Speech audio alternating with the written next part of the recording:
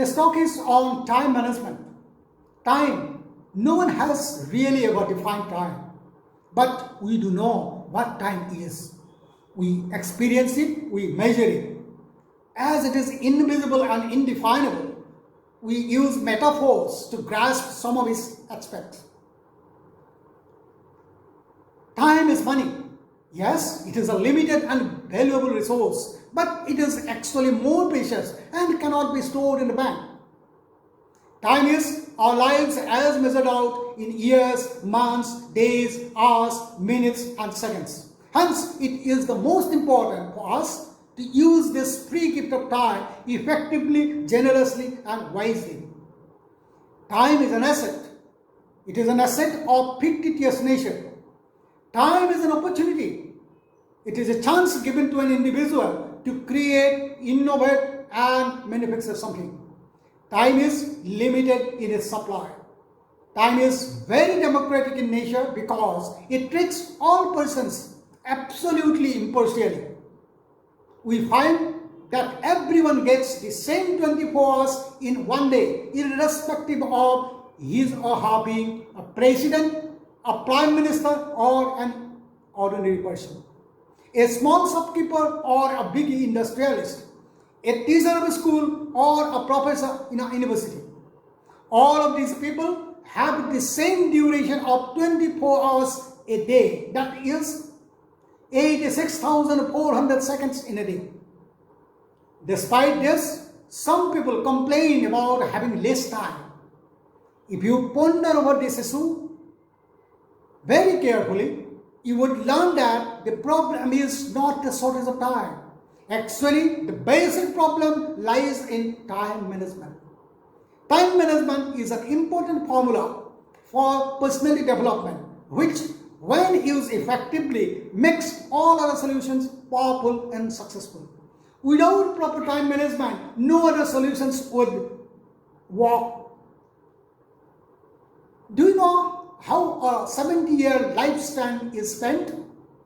On an average, 25 years in sleep, 8 years in study and education, 7 years in holidays and recreation, 5 years in commuting, 4 years in eating, 3 years in transition, that is getting ready to do all the above activities.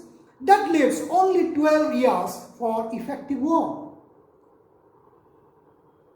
Time management. The longest journey begins with a single step. You will never achieve an objective if you do not break it down into manageable steps. Each day should see you some steps nearer to your projected and desired result. Here it is necessary to remind you of only one key point. Do not leave the day planning to the last minute. Plan your day outline a week ahead and in detail on the eve of it. Plan the day. It is essential discipline to compile a program for the day. The daily plan is likely to take 15 minutes time. In return for this investment, you gain a sense of control, direction, and freedom, which is otherwise impossible. Set time limits for all tasks.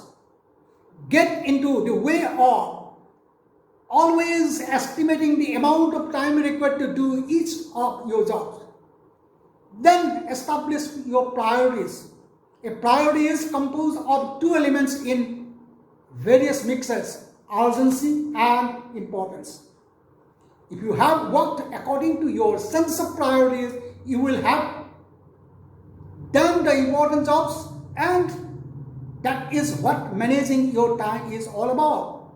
The quality of your attention and concentration varies at different times.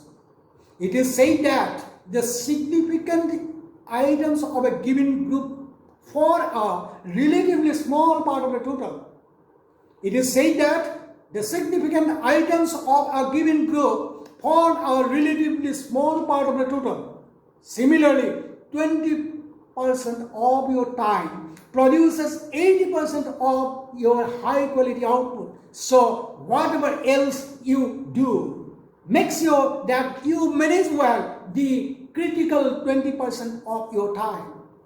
In order to accomplish our task and meet our responsibilities, we have to lead an organized life. If your life is not organized, you will feel that such duties and responsibilities are nothing but burden. This leads to work pressure and stress. So I would like to reiterate that for leading an organized, successful life, it is important to decide our priorities. Sit down with a calm mind and review all the duties in your present life. Jot down all your expectations, responsibilities, and desires in a diary. Divide them into 3 categories: most important, important, and under consideration. The most important task should be given priority in execution, and therefore one must make a separate list for them. Go through the list every day. With this, you would be able to see the rationale and usefulness behind all your important tasks. You will realize that now you are using your time in the most effective way. As a result, you would achieve success and have unlimited moments of joy in your life. Further, you would also feel a renewed energy for doing your task and fulfilling your responsibilities. To conclude, do not postpone to tomorrow what can be finished today. Because my interest is in the future. Because I am going to spend the rest of my life there only. I repeat, my interest is in the future because I am going to spend the rest of my life there. Thank you.